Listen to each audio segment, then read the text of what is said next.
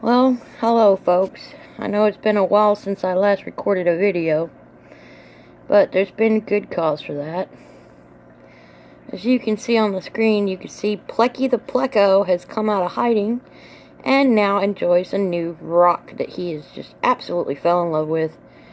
It used to be my old Pleco's rock, Jeffrina. It was her favorite thing to hang out on, and apparently now Plecky finds it to be the most interesting thing too. And also behind them, you can see a Apple Snail. But I wanted to make this video because I haven't done one in a long time. And the reason for that is, well,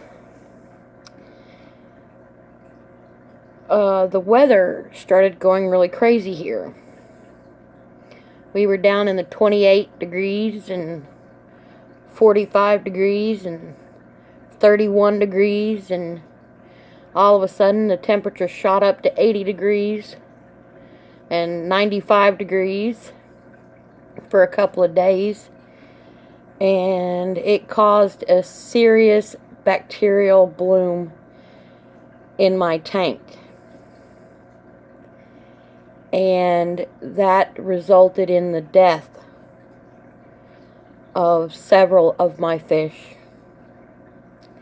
As you can see, Plecky has survived. That Apple Snail there has survived. Up here, our other Apple Snail is also here. And down over here is Bob,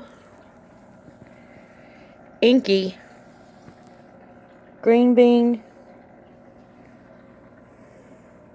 and Doofus. And as you can tell, the tank looks extremely different.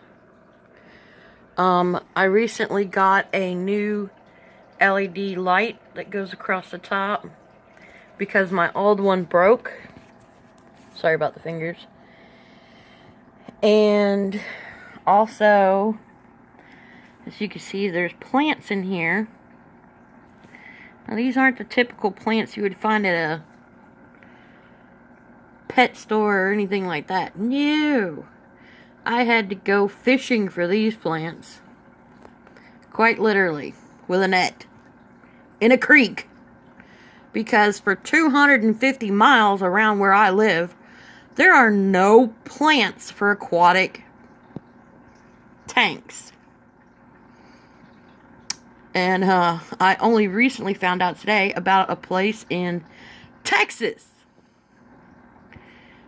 that is a long way away. But as you can see, these plants are very beautiful. I love this one here in the front. The Java moss, I've tied it to this rock here with some fishing line, and this is quite interesting because when I tied it to it, it was about that big. Now it's really big, and it's steadily growing more and more. And these plants in the back, since I got them, have started just absolutely growing crazy like. They are growing crazy. But, oh look, here we go. Say hi, Midnight. Whoops, that's it. Hello, Midnight. Which way are you going? Munch, munch, munch, munch, munch, munch, munch. Yeah. And if you're wondering why that particular side of the tank is a little shaded versus the rest of it, it's because there's a container up there. Now, I was not expecting this. I found this out yesterday.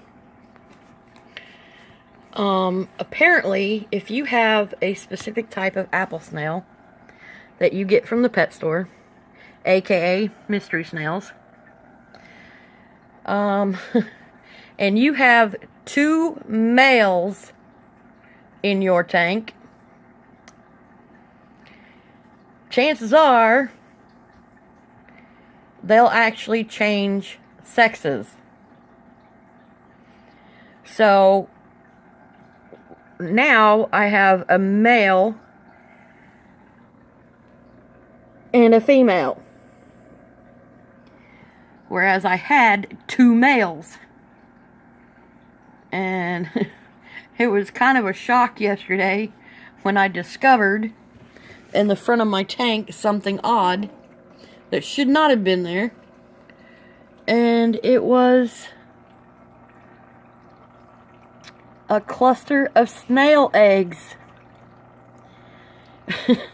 So yeah, that was a real shocker yesterday.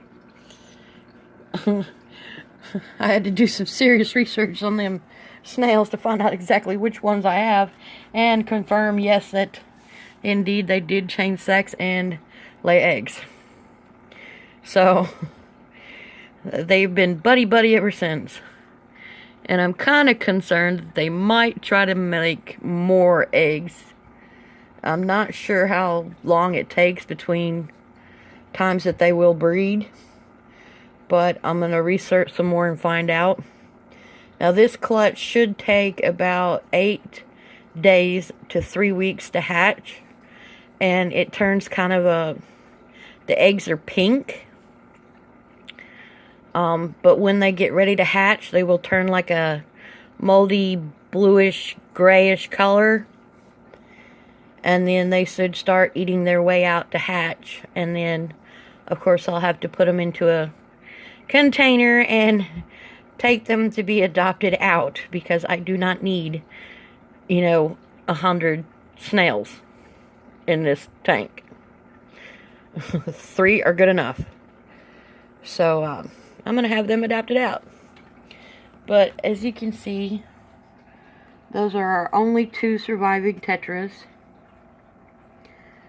Mega B, Pinky, are gone. And sadly, Green Bean and Doofus's baby boy, our little buddy, is also gone. And we also lost a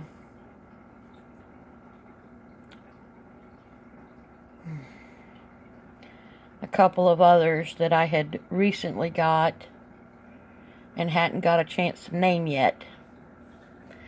It was quite unexpected for this bacteria bloom to hit so quickly.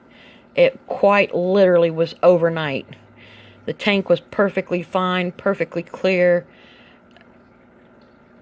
stunningly good the night before. We woke up the next morning and the tank had gone completely clouded over and was just my poor fish were seriously stressed out. They were gasping for air, trying to breathe. And I checked the water. It was perfectly fine.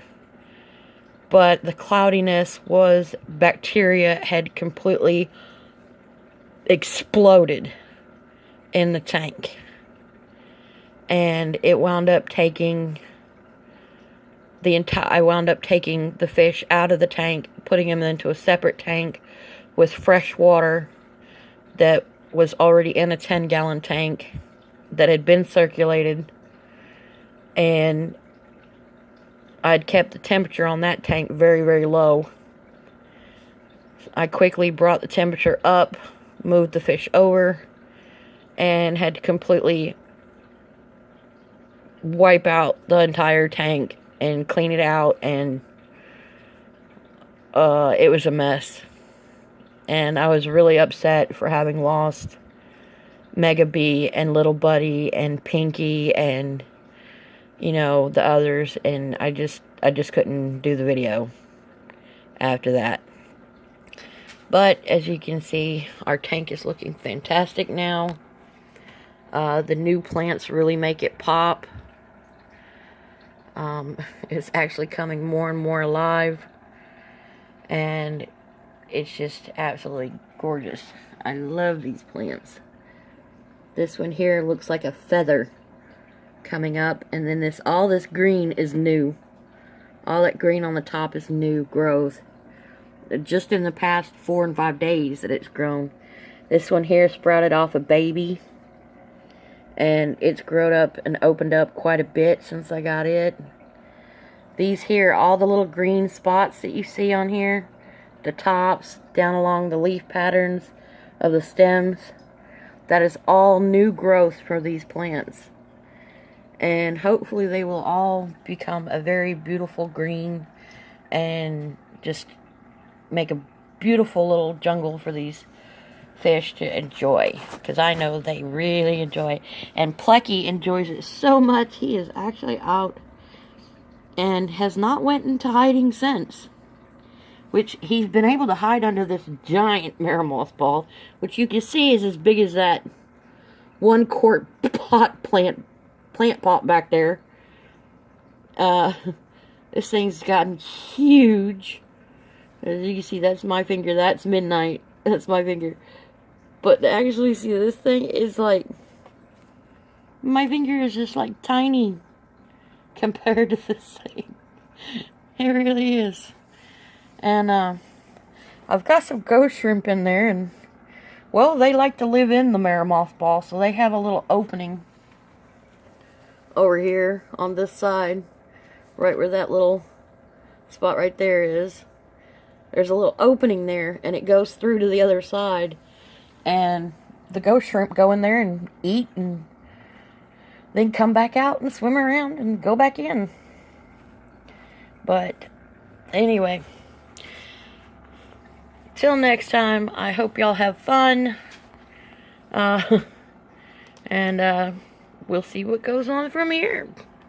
Take care and have fun.